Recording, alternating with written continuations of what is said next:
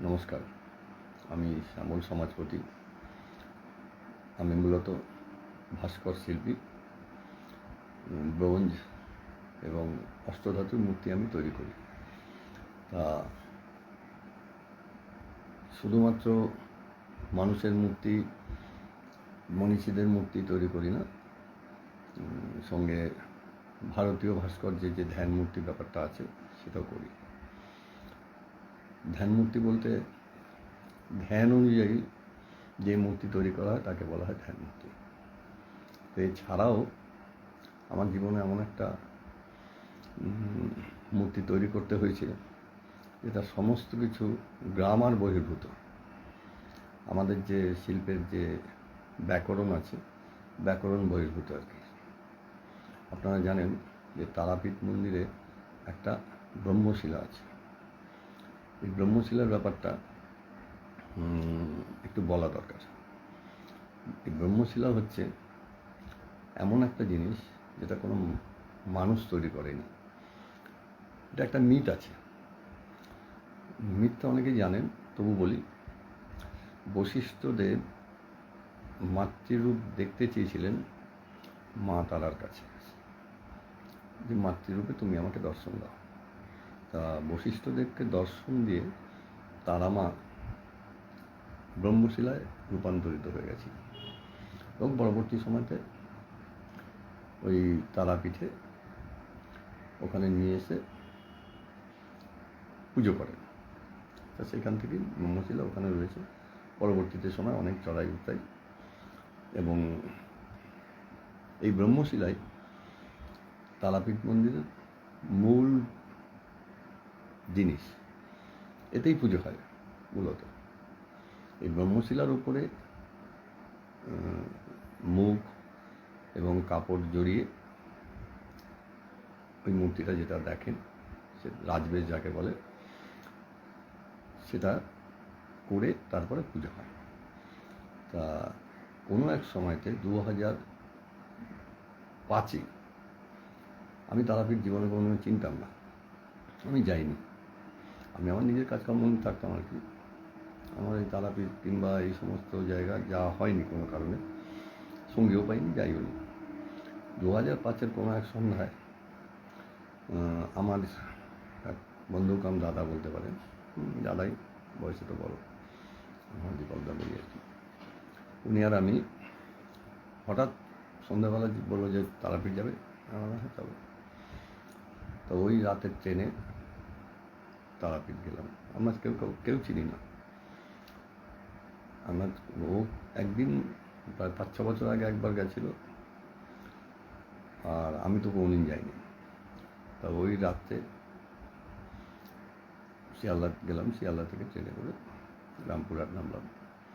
নেমে যথারীতি ওই অটোতে ওই রাত্রে এন্ড অফ দ্য নভেম্বর, কি ভীষণ ঠান্ডা, ভাবা যায় না। ওই রকম ঠান্ডা আমরা কলকাতা শহরে পাই না। আমরা অভ্যস্ত না আর কি।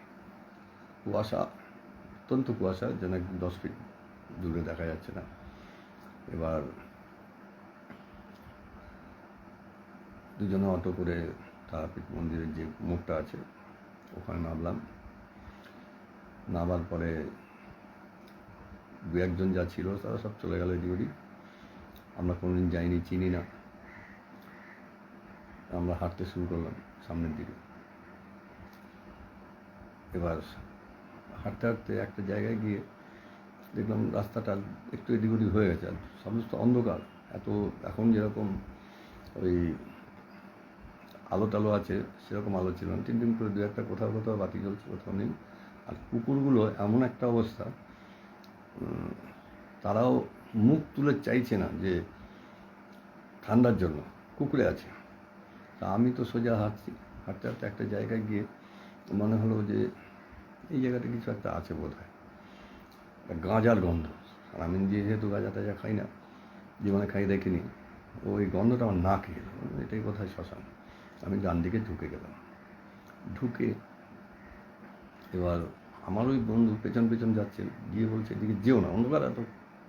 গিয়ে দেখি মাটি, এত মাটি কেন, ইটের রাস্তা ছিল, মাটি এসে গেলাম। এবার ভেতরে ঢুকে দেখি আমার মনে হচ্ছিল যে এই জায়গাটা আমার খুব চেনা, এরকম একটা ঘোরের মধ্যে পড়ে গেছে।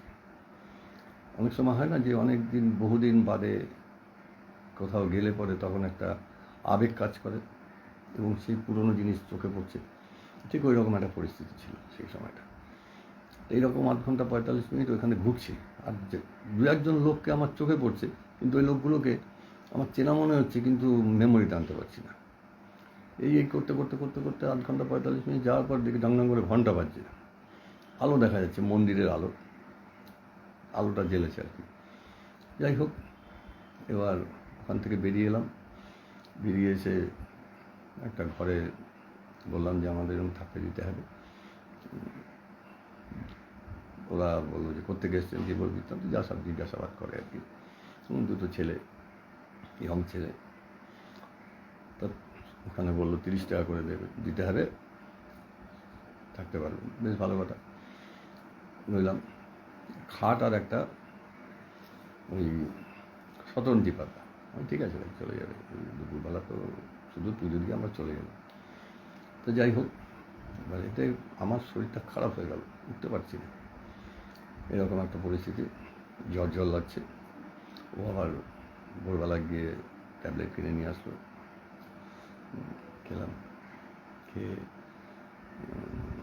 ওই সামনে একটা চায়ের দোকান আছে, চায়ের দোকানে চা খেতে গেছি। তখন একটা লাল জামা, লাল কাপড় পরা একটা ছেলে দেখি শালপাতার ঠোঙার মধ্যে মুড়ি দিয়ে জল দিল, মুড়ির মধ্যে জল দিয়ে চপ নিয়ে খাচ্ছে। আরে ভাই, তুমি পুজো করো? বলে হ্যাঁ, আমি পান্ডা, মন্দিরে পুজো করি। আপনারা পুজো দেবেন? বলে হ্যাঁ। তা তোমায় কত দিতে হবে? বলছে আপনার যা মনে চায় তাই দিবেন কিনা। আমি শোনো, আমি যা দেবো সেটা খুশি মনে নেবে, নাম্বার 1। নাম্বার 2 হচ্ছে সন্দেশে হাত বাটাবে না। আমি যা সন্দেশ কিনবো সেই সন্দেশটা আমাকে ফেরত দেবে। বলে না, আপনি নিজেই যাবেন আমার সঙ্গে মন্দিরে। আমি বেশ ভালো কথা। যাই হোক, ওখানে পুজো টুজো দিলাম। তুমি যে খাচ্ছ, খেয়ে দিয়ে পুজো দেবে? বলে দাদা, আপনারা বোধহয় নতুন আইছেন গো। আমার হ্যাঁ। বলে এখানে কি হয় জানেন, এখানে বেটা আগে খায়, মা পরে খায়। কথাটা না আমার খুব ভালো লাগলো। মানে বলে হ্যাঁ গো, এখানে বামদেবের পূজা তো আগে হয়, তো তবে তো মাকে দিবে। বাহ, এটা ভালো কথা বলেছে। যাই হোক, হলো, পুজো টুজো দিয়ে চলে এলাম। কিন্তু ওই যে ঘোরটা, সেটা আজকে পর্যন্ত আমার কাছে পরিষ্কার হলো না যে ওটা কী, কোন জায়গা আমি দেখেছি দেখেছি এখন মেলাতে পারছি না। যাই হোক, গেল, বাড়িতে চলে এলাম। এসে তো বাড়িতে বললাম পুজো প্রসাদ টোসাদ দিলাম, খেলা টেলা, বেশ মজা। তারাপীঠের প্রসাদ, আমি তারাপীঠ কোনোদিন যাইনি। আমার নাকি সুমতি হয়েছে। যাক, ভালো কথা, সুমতি যখন হয়েছে ভালো। আমি কোনোদিন কালীঘাটে যাই না। মা যদি কখনো বলতো যে কালীঘাটে পুজো দিয়ে নিয়ে আসি, আমি কালীঘাটের ওই পেয়ারা সন্দেশ কিনে কিছুটা খেয়ে কিছুটা নিয়ে এসে বলতাম এই যে পুজো, এনাও কালীঘাটের প্রসাদ, এরকম করতাম আমি। আমার ওই ঢালাঢালি ভালো লাগে না কোনোদিন। আমি দূর থেকে প্রণাম করি, ব্যাস এই পর্যন্ত। আর যা কিছু বাড়িতে করি। আমার পৈতের পর থেকেও আমি বাড়িতে যা করা করি। আমার মন্দির টন্দির অত গিয়ে ধাক্কাধাক্কি ওসব আমার কোনো দিনে পছন্দ ছিল না। তা তারাপীঠের ওপরে আমার কোনো দিন দুর্বলতা ছিল না, বরঞ্চ আমি এড়িয়ে চলতাম। ওই লাল কাপড়, তান্ত্রিক, লোককে হিপনোটাইজ করে, এইসব শুনতাম, এড়িয়ে চলতাম। যাই হোক, চলে এলাম ভালো। এবার গিন্নি একদিন বলছিল চলো আমরা তারাপীঠ যাই, তোমরা গেলে আমরা যাবো না, এটা হয় নাকি? বেশ ভালো কথা, চলো। মাস বাদে আমি দীপকদার স্ত্রী, আমার স্ত্রী সব গেলাম। যাওয়ার পরে আগের দিন গেলাম, তখন এই তারামাও ছিল না, গণদেবতায় গেলাম সকালবেলা 6টা 5 হাওড়া থেকে 4টা। যাওয়ার পরে একটা হোটেলে রইলাম, ভালো কথা। আর আমার একটা স্বভাব ছিল যে কোনো জায়গায় গেলে পরে সেখানকার জিওগ্রাফি, হিস্ট্রিটা একটু ভালো করে বোঝবার। তো ওরা পুজো টুজোর তালে গোলে আছে, বেশ ভালো। আমি ওই ল্যাংচা খেলাম, ল্যাংচা খাচ্ছি, এটা ওটা খাচ্ছি। আমিও সরে যাই ওদের থেকে। ওদের সবার সঙ্গে গিয়ে এগুলো বোঝা যায় না, একা একা জানতে বুঝতে হয়, লোকের সঙ্গে কথা বলতে হয়, একা করলে ভালো। যাই হোক, এবার আমি একটা দোকানে বই খুঁজছি, বই খুঁজতে খুঁজতে একজন বললো যে দাদা আপনি সামনেই একটা মন্দিরের ভেতরে, তখন মন্দিরের ভেতরে স্টলগুলো ছিল আর কি, একটা চটি বই চোখে পড়লো, সেই চটি বইটা নিলাম, 3 টাকা না 4 টাকা এরকম দাম। যাই হোক, তো বইটা নিয়ে এলাম, এসে ওরা পুজো দিয়ে আসলো, আমিও হোটেলে আসলাম, এসে বইটা পড়লাম, পড়ে টোরে ওই দিনের মতো চলে এলাম, পড়লাম, আবার ট্রেনে খানিকটা পড়লাম, বাড়িতে নিয়ে এলাম, পড়লাম বলে সব একটু ভালো করে পড়ে নিলাম, জিনিসটা বুঝলাম। এবার ওইখানেই ব্রহ্মশিলার কথাটা আছে আর কি, বেশ ভালো, একটা নতুন অভিজ্ঞতা হলো। এবার কিছুদিন পর আবার বলছে চলো তারাপীঠ যাই আরেকবার, মাস 2 বাদে আর কি, এটা 2006-এর মাঝ বরাবর আর কি, সম্ভবত এপ্রিল হবে, গরমের দিন ছিল।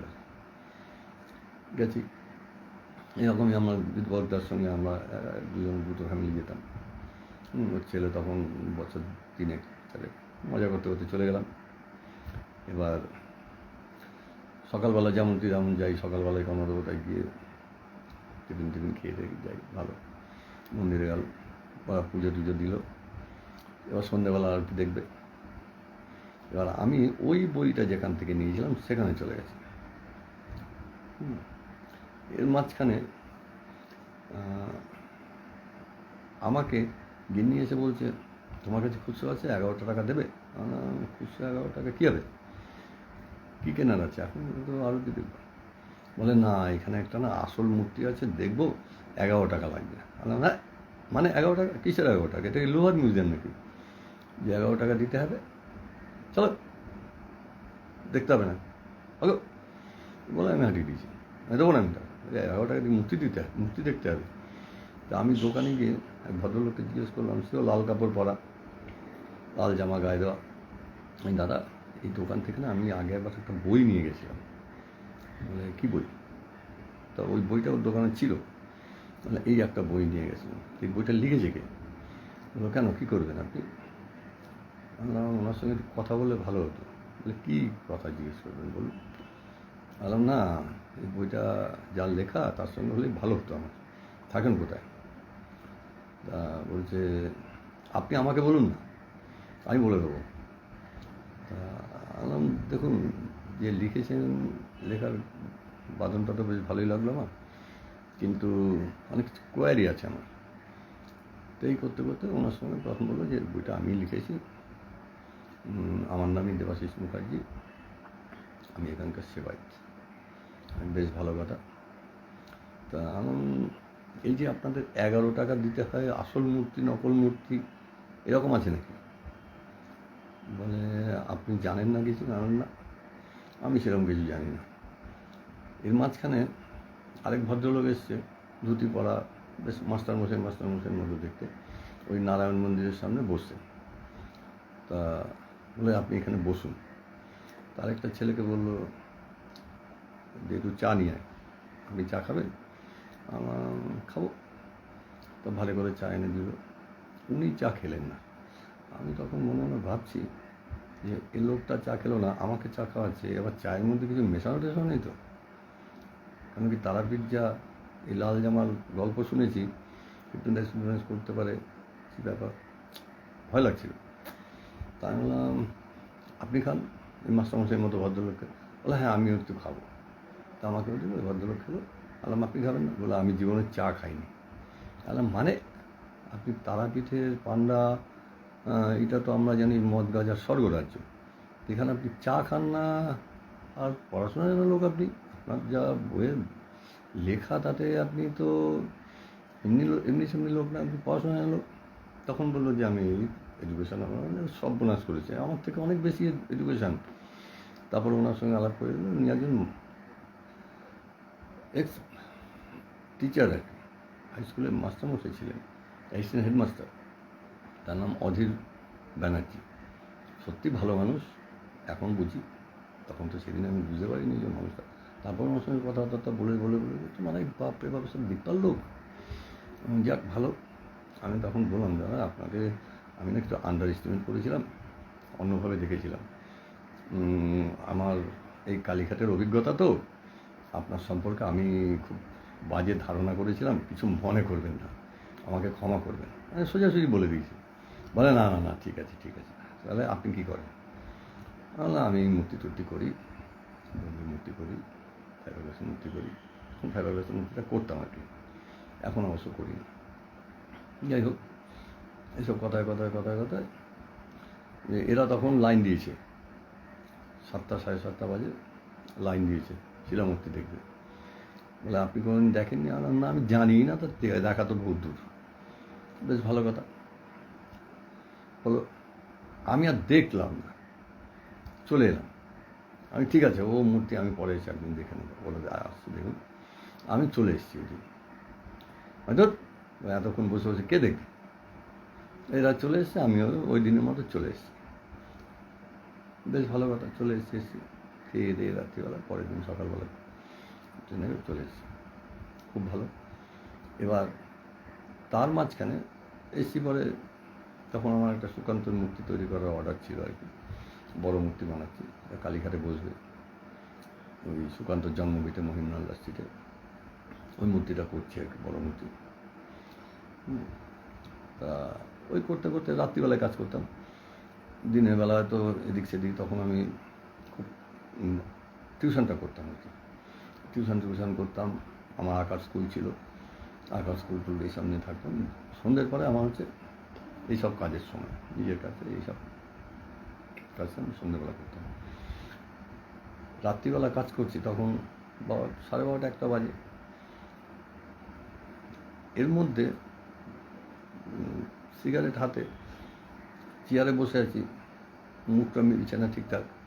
মানে সুকান্তর মুখে একটা টোল আছে দেখবেন, এই টোলটা কিছুতেই আমার হচ্ছে না।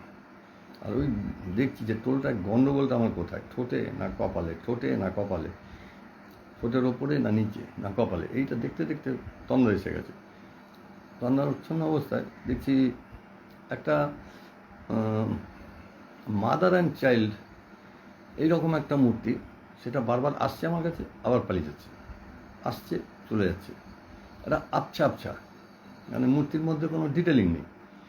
এইসব করতে করতে করতে করতে হঠাৎ সিগারেটের শেষ মুহূর্তটা হাতে ছাকা লেগে গেল, হঠাৎ করে লাফ দিয়ে উঠেছে। কী হলো, মানে এটা কীরকম হলো? সিগারেটটা ছেড়ে দিলাম, আবার একটা সিগারেট ধরলাম, ওই সিগারেট থেকে সিগারেট ধরলাম। মানে তখন একটা টেনশন এসে গেছে। যাই হোক, হলো টলো এরকম কাজ করছে, চলছে। সুকান্ত মূর্তি প্রায় শেষের মাথায় হঠাৎ একদিন দীপক দাস বলে, হ্যাঁ কোন মূর্তি কত দূর হলো? সুকান্তের মূর্তি এই তো প্রায় হয়ে এসছে, কাস্টিং করবো, দিয়ে দেবো, ওদের দিতে হবে অগাস্টে, উদ্বোধন হবে, দিয়ে দেবো, কোনো অসুবিধা নেই। দেখে গেছে, আর নাচতে নাচতে নিয়ে চলে যাবে। কিন্তু ওই টোলটা ভালো হয়নি বলে ওই কদিন দেরি হচ্ছিলো আর কি। বলে এটা মূর্তি একদম দারুণ হয়ে গেছে, বেশ দিয়ে একদিন চলো তারাপীঠ চাই, চলো। ওইখানে একটা যাওয়ার পরিচিতিটা হয়ে গেছে, তো চলো একদিন ঘুরে আসি। এবার ওখানে তখন এরা বলছে যে আমরাও যাবো, তাহলে তোমরা গেলে হবে, আমরা যাবো না? তাহলে গেল, 4জন মিলে গেলাম, ওর ছেলেও গেল। এবার আবার দেবাশিসদার কাছে গেলাম, বললাম এই ব্যাপারটা আমরা এসেছি, আবার খুব ভালো কথা। তো উনি তখন শুনলো আপনি পুজো টুজো দিয়ে দিল। বললাম দাদা, আমি টাকা নিয়ে কিন্তু দক্ষিণের টাকা নিয়ে বেগরবাই করবেন না। বলো আপনি কি দেবেন না দেবেন এটা আপনার উপর নির্ভর করবে। আমি জীবনে কোনো দিনও কারোর কাছে বলিনি যে আমাকে কত দক্ষিণা দিতে হবে না দিতে হবে। উনি ভেতর দিয়ে নিয়ে চলে গেল। তখন এত ভিআইপি লাইনটা এরকম ছিল না, ওই 5 টাকা না 10 টাকা দিয়েছিলাম, এরকম কিছু একটা, মনে নেই। সেরকম টাকা পয়সা আমার কাছে চাইনি, কিংবা আমরাও দিইনি। যাই হোক হলো। এবার পুজো টুজো দিয়ে দিল সকালবেলা, বললো ভোগের প্রসাদ খাবে, না খাবো, কত প্রণামী দিতে হবে। তখন কিন্তু একটু বুঝে গেছি, ওনাকে আমি সমঝে চলি। ভদ্রলোক বলে কথা, বললো এটা সামান্য কিছু পয়সা দিতে হয়, মন্দিরের ভোগের প্রসাদ। ঠিক আছে। আমরা 4জনই প্রসাদ খেলাম, দুপুরবেলা বসে বেশ সুন্দর নিরামিষ খাবার সুন্দর খেলাম। খাওয়ার পর বললো সন্ধ্যাবেলা আসুন, আপনাকে আরতি দেখাবো। তা ওরাও খুব রাজি হয়ে গেল, বেশ ভালো কথা। একদম সামনে থেকে নিয়ে গিয়ে আরতি দেখালো। উনি তখন ওই মন্দিরের ট্রেজারার, আর ওই যে ভদ্রলোক অধীর ব্যানার্জি উনি তখন সেক্রেটারি। এবার ওনার সঙ্গে কথা হচ্ছে বিকেলবেলা বসে বসে, বলছে আপনি এই করেন এই করেন সেটা, সব কথাবার্তা হচ্ছে, নানান কথা আমার সম্পর্কে আরও ডিটেলিংটা জানছে। তখন আমাকে বলছে যে এখানে একটা ব্রহ্মশিলা আছে, এই ব্যাপার। আর আমি পড়েছি বইতে। এবার বললো আপনি কোনোদিন দেখেনি? আমি না। বললো এটা মূর্তিটা আমার মনে হচ্ছে কোনো কিছুর ভাঙা অংশ, তা আপনি দেখে আমাদের বলবেন যে মূর্তিটা সত্যি কি কোনো ভাঙা অংশ নাকি এটাই গোটা মূর্তিটা। আমি ঠিক আছে, না দেখে আমি কী করে বলি। বেশ ভালো কথা। এবার সব দেখা টাকা হয়ে গেল। রাত্রিবেলা তখন 8:30 পৌনে 9টা বাজে আমাকে নিয়ে গেল। বেশ কিছু লোকজন আছে ভেতরে। এবার ওরা তখন এটা কাপড় চাপা দিয়ে ওই মূর্তির সম্পর্কে নানান কিছু বলে টলে, ওগুলো সরে যায় একটু, ওনাকে দেখতে দিই। তা আমি দেখে ওনাকে বললাম, যাহা তো কাপড়টা খুলেছে, ওপর থেকে কাপড়টা সরিয়েছে, আর কাপড় খুলেছে বললাম ভুল হয়ে গেল, কাপড় খোলার কথা হলো ঠিক না। কাপড়টা সরিয়েছে, মূর্তিটা চাপা দেওয়া ছিল, মানে জড়ানো ছিল আর কি। আমার না মুখ থেকে কী করে যেন বেরিয়ে গেল, মানে দৌড় মশাই, আপনারা কি মানুষ নাকি? হ্যাঁ, এতদিন ধরে যে মূর্তিটাকে কাছ থেকে দেখছেন তাকে বলছেন এ মুখ কার অংশ? ও তো নিজের স্বমহিমায় নিজে বসে আছে। হ্যাঁ, এই মূর্তিটা আমার খুব চেনা মূর্তি, এই মূর্তিটা আমি দেখেছি। কোথায় দেখেছি আমি বলতে পারবো না। বলে হ্যাঁ, আপনি তো কোন তারাপীঠ আসেননি। আলাম তবু বলছি আমি দেখেছি মূর্তিটা, ওই যে আমার মেমোরির মধ্যে ওইটা ঢুকে আছে। তো ওদের বলে তো এলাম, কোথায় দেখেছেন আমি বলতে পারবো না। আমার তখন মনে হচ্ছিল যে আমরা তো এত স্কাল্পচারের বই ঘাটাঘাটি করি, আমার কাছে ইন্ডিয়ান এশিয়ান আর্ট বলে একটা বই আছে, সারা দুনিয়ার স্কাল্পচার, মোটা বই।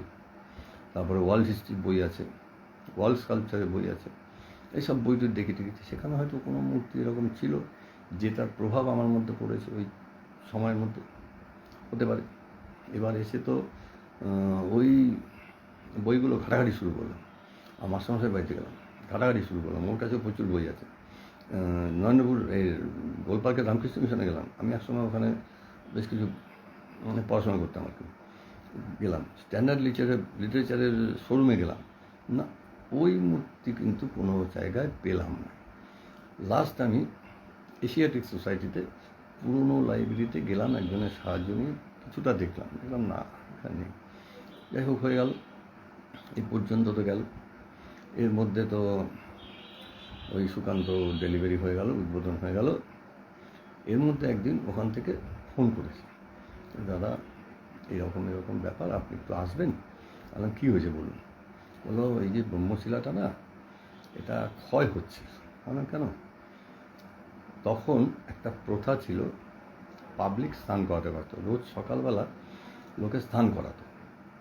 এবার সেই স্নান করানোর মেটেরিয়ালই ছিল মদ, অগরু, সিঁদুর, আলতা, এরকম সমস্ত কিছু, তেল দিয়ে স্নান টান করাতো। প্রতিদিন কমপক্ষে কিছু না হলেও 100 বোতল মদ তো পড়তোই। 100 বোতল মদ সঙ্গে 100 বোতল অগরু, কিছু না হলে একদম যেদিন কম পড়বে তো 50 বোতল মদ। তো এই মদটায়, ওটা বেসিক্যালি হচ্ছে সেডিমেন্টারি রক, পাললিক শিলা। বশিষ্ঠের যে গল্পই থাকুক না কেন, পাথর তো, সেটা ক্ষয় হচ্ছিল এই মদ পড়ে। আর ওই ভদ্রলোক যেহেতু পড়াশোনা জানা লোক, উনি চেষ্টা করছিলেন যে এইটাকে কী করে আটকানো যায়, তা না তো ব্রহ্মশিলা যদি চলে যায়, নষ্ট হয়ে যায়, হাতের গায়ে হাত দিলে পরে গায়ে বালি উঠে, তাহলে মন্দিরে কী হবে। উনি তখন ট্রেজারার, ওই অধীর ব্যানার্জির সেক্রেটারি। ওদের মধ্যে এই চিন্তাভাবনা চলছে। তা আমি গেলাম, তারপরে বলছি যে এটা কী করা যায়।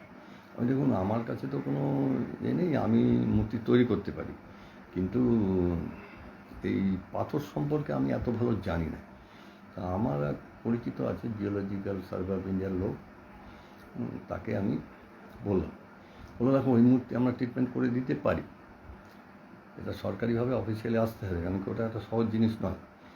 অফিসিয়ালি আসলে পরে প্রায় 3 মাস সময় লাগবে। আর ওই সময় কি ওরা দেবে? আমি এটা তো বোধহয় হবে না। তারপরে ওদের সঙ্গে কথা বললাম, আনলাম জিওলজিক্যাল সার্ভে অফ ইন্ডিয়া, যদি আপনি অফিসিয়ালি যান 3 মাস সময় লাগবে, এছাড়া ওর কোনো রাস্তা নেই, ওরা একটা ট্রিটমেন্ট করে দেবে, তাতে এই মদগুলো আর ছোঁয়ানো যাবে না, মুক্তি নষ্ট হয় না। ওটা ক্যান্সেল হয়ে গেল। এবার কী করে আমি তো চলে এলাম। তো যাই হোক, এবার ওদের মধ্যে একজন বললো যে এরকম একটা ওপরে কভার বানালে কেমন হয়। কভার বানালে চলুন একবার দেখি, আমি ভালো করে স্টাডি করেছি, আমি তো সেদিন একবার দেখেছিলাম, গেলাম শিলামূর্তিটাকে ভালো করে স্টাডি করলাম। তা হাত দিয়ে দেখি ওই ওরা যেটা বলছে তাই, হাতে দানা দানা বালি উঠছে, বেশ ভালো। চলে এলাম, মাপজোকটা দেখে নিলাম। এই মূর্তিটার থেকে ছাঁচ করতে হলে তো মুশকিল, খাবলা উঠে যাবে, চোটে উঠে যাবে, ছাঁচ তো করা যাবে না প্লাস্টার দিয়ে, তাহলে কী করে করতে হবে?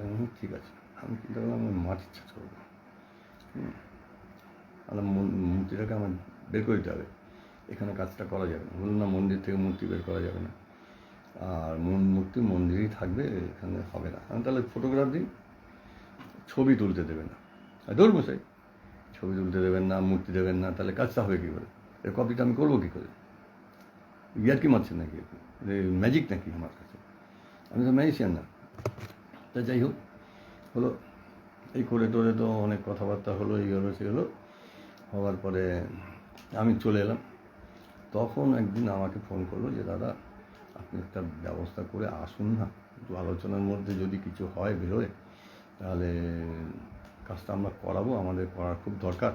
আমি দেখুন বারবার তারাপীঠ যাব, ও আমার পোষাচ্ছে না, ভালো লাগছে না। তো যাই হোক, এবার আমার গিন্নি শুনেছে, বলে চলো না একদিন যাই, বলছে যখন বারবার। তা গেলাম, যাওয়ার পরে আমার সঙ্গে একজন আলাপ করিয়ে দিল, ভদ্রলোক, তখন আবার এই দেবাশিসটা তখন সেক্রেটারি হয়েছে, আলাপ করিয়ে দিল, তার নাম সত্যনারায়ণ পাণ্ডা, ওরই দাদা, বয়স্ক লোক। তা উনি আমাকে বললো চলো মন্দিরে চলো। বেশ ভালো কথা, সকালবেলা মন্দিরে গেলাম। ওনাকে দেখে পাণ্ডারা দেখি 2 পা 1 পা করে চারদিকে সাইড করে দিচ্ছে, আমাদের নিয়ে গেল। বললো বাবা, আমার ছেলে, ছোট ছেলে তোমার বয়সী, আর বড় ছেলে তোমার থেকে অনেক বড়, তা তুমি কাজটা করো, তোমার ভালো হবে। এর মধ্যে যেটা হয়েছে, আমি ছাটা মারে চলে এসেছি কারণে আমাদের এখানে একটা লোক আছে, সে আবার এই কালী পুজো করে, আবার এই হাত পা দেখে, সে নাকি তারাপীঠে যায়। তাকে আমি একদিন গল্প করেছিলাম যে এরকম বলছে, বলে ও ছুতে যেও না, খুব সাবধান, ও সাংঘাতিক জিনিস, তোমার ক্ষতি হয়ে যাবে, ইয়ে হয়েছে, এবার ভয় দেখে দিয়েছিল। তা আমি আর ওটা করবো না, ও সব বাদ দিন, আপনার অন্য লোকজন দেখে নিন। ঠিক এই কারণে আমি ছাটা মারে চলে এসেছিলাম। তবে ভদ্রলোক আমাকে বললেন, বাবা তোমাকে আমি একটা কথা বলি, মায়ের সামনে বলছি, আমি ছেলেবেলা থেকে এই মায়ের সেবা করে আসছি, আমি অন্য কোনো চাকরি বাকরি করিনি, কিছু করিনি, এতেই আমাদের চলছে, এটাই নিয়ে আমি আছি। তা যদি ভালো হয় সেটা তোমার থাকবে, আর যদি খারাপ হয় আমার, তুমি করো। আমি তখন না কীরকম একটা মন্ত্রমুগ্ধের মতো বলে দিলাম, ঠিক আছে আমি করব। আমি কিন্তু জানি না যে কীভাবে করব। মূর্তি যদি ভেঙে যায় তো সর্বনাশ হয়ে যাবে, ছাঁচ করা যাবে না, ছবি দেবে না, আরে কী করে করবো আমি?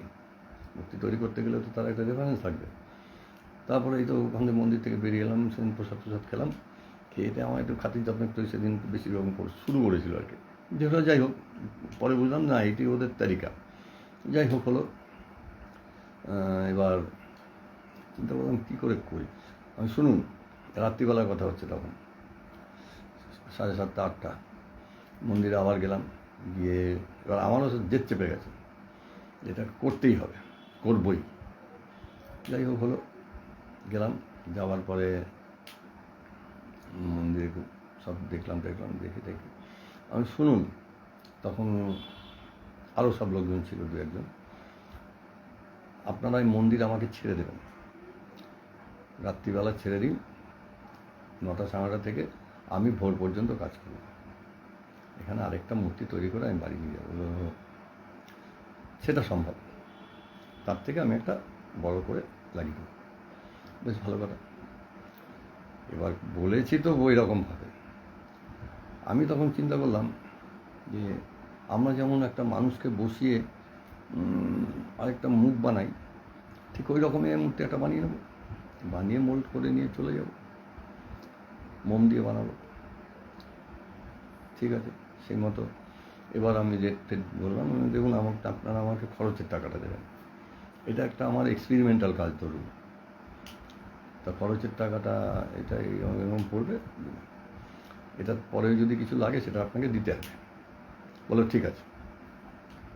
যাই হোক, টাকা পয়সা নিয়ে কোনো সমস্যা নেই, হলো না, টাকা পয়সা নিয়ে কোনো সমস্যা কোনো হয়নি, হলো।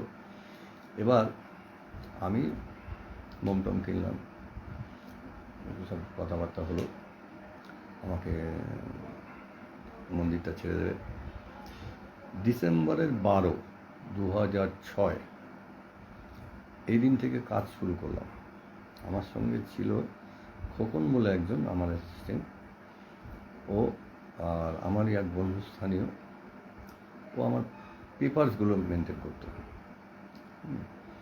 যাই হোক, ও ছিল শিবপ্রসাদ দেবাবু বলি আমরা। যাই হোক, এই লোকগুলো ছিল আমার সঙ্গে দুজন। তা ডিসেম্বরের 12 বুঝতে পারছেন তো কীরকম ঠান্ডা ওখানে, 6-7 টেম্পারেচার, আর মোম শক্ত হয়ে যাচ্ছে। আমাদের এই মোমটা হচ্ছে মাইক্রোওয়্যাক্স, মাটির মতো নরম, সেটা শক্ত হয়ে যায়, যত ঠান্ডায় শক্ত হয়ে যায়। এবার কাজ করছি, প্রথম দিন কাজটা শুরু করতে যাব। এর মধ্যে আমি যখন গেলাম মন্দিরে জিনিসপত্র নিয়ে, ও কখন আমাকে বলছে, দাদা কাঠ কোথায়? আমি কাঠের কথা তো আমি একটা বলে দিয়েছিলাম, মাপ কত বড় কাঠ রাখবে বলেছিলেন? সেরকম তো বলা হয়নি, আমি দেওয়াশিদা এরকম কাঠের কথা বলেছিলাম, তা কাঠটা না হলে আমি কাজটা করবো কি, কাঠটা আনিয়ে দিই। বলে আমার বাড়িতে রেখে এসছে, ঠিক আছে আমি যাচ্ছি দেখি। এবার এই আমাকে বলছে যে সমলা কাঠ তো হলো, কিন্তু কত বড় কাঠে, ছোটো বড়ো হলে কী হবে? আর বড়ো হলে তো অসুবিধা নেই, ছোটো হলে তো কাজ আজকের দিন হবে না, ওই রকম সাইজের কাঠটা না হলে তো হবে না। তা নিয়ে এসছে, দেখলাম একদম সেম, ওইটা না হলে একটু ছোটো বড়ো হলে ওই দিন কাজটা শুরু হতো না। আমি কিন্তু মাপ বলিনি, কিছু বলিনি। যাই হোক, একটা মিরাক্কেল ঘটনা, এটা আমি প্রত্যক্ষ করলাম। তখন আর অতটা এনেই কাজ করব, কাজটা শুরু করতে হবে, এই হচ্ছে ব্যাপার। হলো, কাজটা শুরু করলাম। এবার প্রথম দিন পান্ডারা অনেকজন ছিল বাইরে, কারণ মন্দিরের ভেতরে কেউ ঢুকবেন না, মন্দিরের ভেতরে কাউকে আমি ঢুকতে দেবো না, এসে উৎপাত করবেন, ওসব চলবে না। অবশ্যই এরা কেউ করবেন, মন্দির ঢোকে নিন রাত্রিবেলা করে। ওরা একবার বেরিয়ে গেলে মন্দির দূর থেকে দেখেছে, ঢোকে নি। ওখানে একজন দারোয়ান ছিল পাল্লা বলে, ও আমাদের চাটা করে দিত, আর ওই ঠান্ডা, সে যে কী ঠান্ডা, বাবারে বাবা, 6-7, আর আমি একটা গেঞ্জি পরে, স্যান্ডো গেঞ্জি পরে কাজ করছি। দুদিন, প্রথম দিন করলাম, দ্বিতীয় দিন করলাম, তৃতীয় দিনের মাথায় এসে দেখি সারা হচ্ছে না। মনে ভাবছি যে একটা মানুষের মাথা বানাই আমি 6 থেকে 7 ঘন্টার মধ্যে, আমি একদম কমপ্লিট করে দিই, আর এই একটা মূর্তি যার নাকি গ্রামার নেই, এটা আমি পারছি না। কি হলো এটা? কত কঠিন কাজ, মেজারমেন্ট করলে পরে এদিকে ছোটো হয়তো ওদিকে বড় হয়ে যায়, এদিকে বড় হয়তো ওদিকে ছোটো হয়ে যায়, এটা এসব হচ্ছে। কিছুতেই আমি ওটাকে বাগে আনতে পারছি না। যতদিনে 3টে রাত জাগা হয়ে গেছে, কত রাত জাগবো? দিনের বেলা কতটুকু ঘুমোতে পারি? রাতের ঘুম কি আর দিনের বেলা পোষায়? হলো, চতুর্থ দিন দেখছি সে আর মেলে না। আমি তখন মনে ভাবছি, দূর, না হলে পরে আর কী করবো। আর এই পান্ডাদের মধ্যে 2-1 জন, সে মুখ বাংলার পাঁচ করে হাবিজাবি কথাবার্তা বলা শুরু করেছে, নানান কিছু বলছে, আমি শুনি, আমার মাথাটা গরম হয়ে আছে। পারলে মারতাম, কলকাতা শহরে হলে মেরে আমি তাড়িয়ে দিতাম, কিন্তু ওখানে তো কিছু বলার নেই, চুপচাপ ভজন করছি, হাবিজাবি কথাবার্তা শুনছি। এই করে করে 5 দিনের মাথায় দেখি খানিকটা মিলছে, ঠিক আছে চলো হচ্ছে। এবার 6 দিনের কাজ করতে যাবো কি, মানে 5 দিন পর আর কি, সন্ধ্যেবেলা এসে মন্দিরের সামনে এসে বসে আছি, ওই নাট মন্দিরের এক কোনায় সন্ধ্যেবেলা চা খেয়ে বসে আছি, তা ঝিমানি এসে গেছে খোকন গাছে শ্মশানে। আমি শ্মশানে খুব একটা যাইটাই না, সন্ধ্যাবেলা কি শ্মশানে যাবো, সব মদখোর মাতালের জায়গা, গন্ধ শুধু হতে পারি না। যাই হোক, তন্দ্রা এসে গেছে, আবার সে ওই শিলামূর্তি এসে উৎপাত শুরু করেছে। আমি হাত দিয়ে ধরতে যাই, পালিয়ে যাই, মানে তন্দ্রাচ্ছন্ন অবস্থায় সব হচ্ছে। এর মধ্যে এক পান্ডা এসে বলছে, দাদা প্রসাদ দিন। মানে সন্ধ্যাবেলার ওই যে আরতির যে প্রসাদ, আরতি পরে যে প্রসাদ, সেই প্রসাদ দিতে এসেছে। আমি বেশ ভালো ভালো দাও খেলাম, খেয়েছে তো আবার চা খেয়ে, তখনও খুব চা খেতাম, এখন তো চা খাওয়া কমিয়ে দিয়েছি, খুব চা খেতাম। তা আবার হোটেলে চলে গেলাম, শুয়ে পড়লাম, ঘুমিয়ে আবার সেই 8:30 9টার সময় আবার এলাম খেয়ে দিয়ে হলো। এবার 6 দিনের মাথায় আর কি, ওটা 6 দিনই সম্ভবত হবে, 6 দিনের মাথায় তখন দুজন পান্ডা, ওরা কিন্তু প্রথম থেকেই ছিল, এরা কিন্তু কোনো ছোট বড় কথা কখনোই বলেনি, শ্যামা আর বামা। তারা এখনও বলে টলে সংস্কৃতা, সেই দিনটা গেছে। ওরা খুব গান গাইতো, ওই শ্যামা সঙ্গীত গাইতো, গান টান গাইতো, বেশ ভালো মজা করতো। তা ওরা বলছে, এই সংস্কৃতা একটা কথা বলবো। আমি কী বলো ভাই। বলে, এই তো যদি ওই নাথ মন্দির, এই বিশ্রাম মন্দিরে রেখে যদি বলে দিই মা দুটো হয়ে গেছে, কেমন হবে? মানে বলে, হ্যাঁ গো, আমরা সকালবেলা বলবো মা দুটো হয়ে গেছে। বললাম, বাহ, ও তো বেশ ভালো কথা বলে।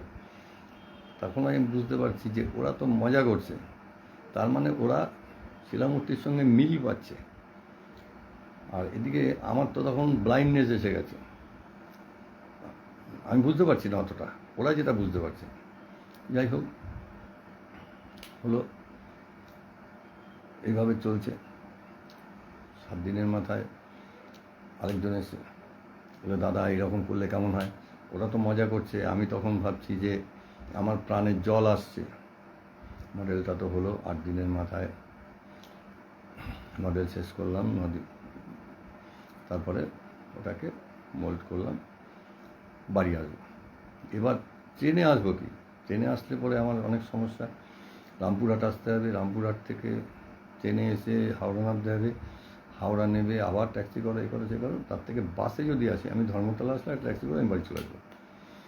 এবার বাসের স্ট্যান্ডে যে বাসগুলো ছাড়ে সকালবেলা 6টার সময় ছাড়ে, বেশ ভালো কথা, গেলাম বাস স্ট্যান্ডে, বললাম এরকম ব্যাপার। ওই বাসগুলো সকালবেলা দূরবেলা আসে আর কি, ড্রাইভার কন্ডাক্টর ওখানে থাকে। এবার বাস আর কন্ডাক্টরকে বললাম, দাদা এরকম এরকম জিনিস আছে। বলে, হ্যাঁ হ্যাঁ, কোনো অসুবিধা নেই, সকালবেলা আমরা 6টা 5-এ ছাড়বো, আপনি আগে চলে আসুন, দরকার আপনার জন্য আমি 10 মিনিট অপেক্ষা করবো। বাহ, খুব ভালো কথা। 6টার মধ্যে আমাকে পেটি করে, একদম পেটি রেডি করে, কাঠের বাক্স করে আমি চলে গেছি। বাসের সামনেটায় এমন জায়গা রয়েছে যে পেটিটা যেন ওর জন্যই রেডি করা আছে। হলো, এলাম, বাসে যখন নামবো ধর্মতলায়, বলছে আপনারা কোথায় যাবেন? আমরা তো যাব বাঘাযতীন। বললো, দাদা আমাদের তো কসবাড়িপুর গাড়ি, আমি আপনাকে গড়িয়াহাট ছাড়তে পারি। দেখুন, ধর্মতলার নামলে আমি ট্যাক্সি পাই। বলছে, আমি আপনাকে গড়িয়াহাট ছেড়ে আমি আপনাকে ট্যাক্সিতে তুলে দেবো, তার আমার এক জিনিস আছে, আপনি একা একা যাবেন? বেশ ভালো কথা। ও এবার গড়িয়াহাটের ওইখান থেকে ঘুরবে, বলে চলুন আপনাকে বাঘাযতীন ছেড়ে দিই, আমি পাটুলি দিয়ে কসবাড়িপুর চলে যাবো। হ্যাঁ, তোর কষ্ট করবেন। আমাকে বাঘাযতীন নামালো, নামিয়ে ওরা গেল। বুঝুন, আমার কোনো বেগ পেতে হলো না, আমি ওখান থেকে রিক্সা করে বাড়ি চলে গেলাম। যাই হোক, এবার কাজ শুরু করেছি। এবার মডেল রেপ্লিকা বানাতে হবে আমার, ওই মডেলের থেকে আবার একটা বড় সাইজের করলাম, করে টোরে ঢালাইয়ের প্রসেসে যাচ্ছি আমি তখন।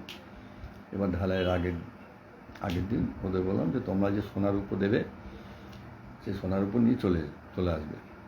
দিন বললাম যে সেদিন এই দেবাশিস মুখার্জি, আরেকজন এসেছিল কেশব পান্ডা আর কি, তার নাম তপন চ্যাটার্জি, সে মারা গেছে যদিও। দেবাশিস দা, কেশব এলো আমার বাড়িতে, এসে বলছে যে সংস্কৃতা, তা এই সোনার উপগুলো রেখে দিন, আপনি ঢালাইতে দিয়ে দেবেন, আমাদের ছেড়ে দিন। আর আমার গিন্নিকে বলছে, বৌমা তুমি একটু সেদ্ধ ভাত করো, আমরা খেয়ে দিয়ে গৌড়ে চলে যাই। না না না, এটা হবে না, আপনি গৌড়ে কী করে গেলেন? আর আপনি তারাপীঠে গিয়ে বলবেন সংস্কৃতিটাকে সোনার উপর দিয়ে এসেছি, আর আমি সোনার উপর দিলাম কিনা তারা জানবে না, আপনারা নিজে হাতে দেবেন, সোনার উপর গলে যাবে, আপনাদের জিনিস আপনাদের কাছে থেকে যায়। বেশ ভালো কথা হলো। ওদের আমি যেতে দিলাম না। সকালবেলা ওদের ট্যাক্সি নিয়ে আমার কাস্টিং ইউনিটে চলে গেলাম। ওরা ঢালাইয়ের মধ্যে নিজেরা সোনার উপর দিয়ে দিল। সে যাই হোক, যে পরিমাণ দিয়েছিলাম এটা বলবো না, এটা আমাদের মানে ট্রেড বিরোধী আর কি, বলতে নেই। আমি হস্তগত মূর্তি যখনই করি আমি সোনার উপর নিজে হাতে কোনো দিন নিই না। ওই যে যার মূর্তি তাকেই বলি দিয়ে দিই, আপনার মূর্তি সোনা, আপনার সোনা আপনার মূর্তির মধ্যেই থাকবে, আমার ধরে কাজ নেই। আপনার তো অবিশ্বাস হতেই পারে, আর আমার মনের মধ্যে তো একটা দুষ্টু চরিত্র প্লে করতেই পারে যে না দিলে কী করবে, দরকার নেই, ওটা খারাপ জিনিস। যাই হোক হলো, তা ঢালাই তো হলো। ঢালাই হওয়ার পরে এরকম তো হচ্ছে ঢালাই ফিনিশ হয়েছে, ঢালাই হলো, ফিনিশ হলো, সুন্দর লেগে গেল, ফিনিশ করে লাগালাম।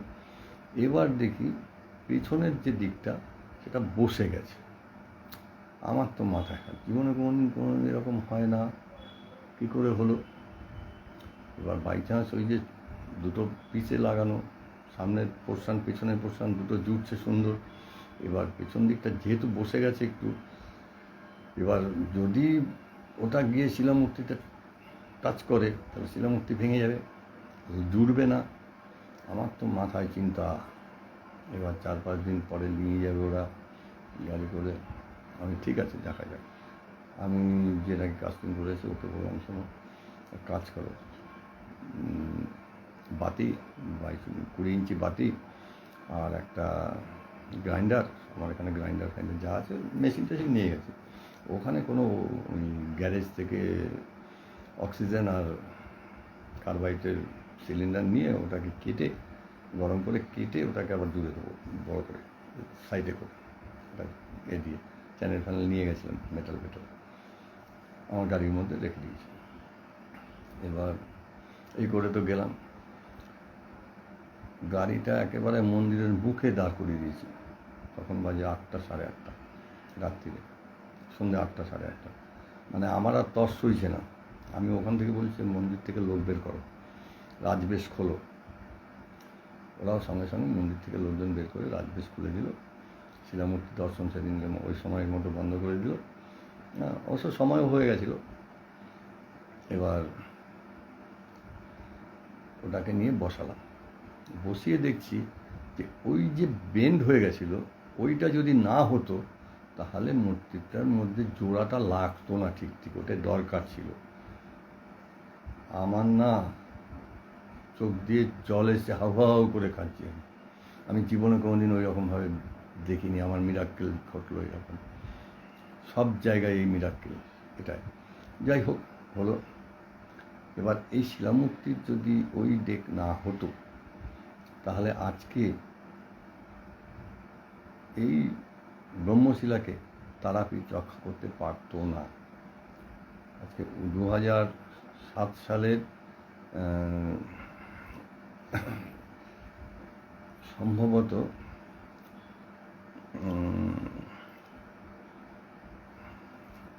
17ই চৈত্র আর কি, 1 এপ্রিল বসানো হয়েছে ডেকটা। আজকে 2007 এপ্রিল থেকে আজকে 2025, এই 18 বছর। আর এর মাঝখানে যে হয়েছে 2018-তে স্নানটা বন্ধ হয়েছে, পাবলিকের স্নান 2018-র 15/1/2018-তে, জানুয়ারির 15 তারিখে লাস্ট। এই যে ছবি তোলে, আমাকে ছবি তুলতে দেয়নি, ওদের একটা সংস্কার। আমি সংস্কারের বিরোধিতা করবো কে? আমি সংস্কার তো বিরোধিতা করা যায় না। 2024 সালে জুলাইতে এই ব্রহ্মশিলা দর্শন শেষ হয়ে গেল, বন্ধ করে দিল ওরা। এইটা যদি ওই 2005-এ করতো তাহলে কিন্তু এই কাজটা করতে হতো না। আর এখন এমন একটা জায়গা দাঁড়িয়েছে, এটা না হলে চলবে না। এই হচ্ছে আমাদের কাজ। আপনাদের অনেকেরই প্রশ্ন ছিল, অনেক কিছু বললাম, তার মধ্যে কিছু গোপনীয়তা থাকে, কিছু মনে করবেন না। গোপনীয়তা তো বজায় খানিকটা রাখতেই হয়, আমাদের জব সিক্রেট, ট্রেড সিক্রেট, তা রেখেই খুব সংক্ষেপেই বললাম। ভালো থাকবেন।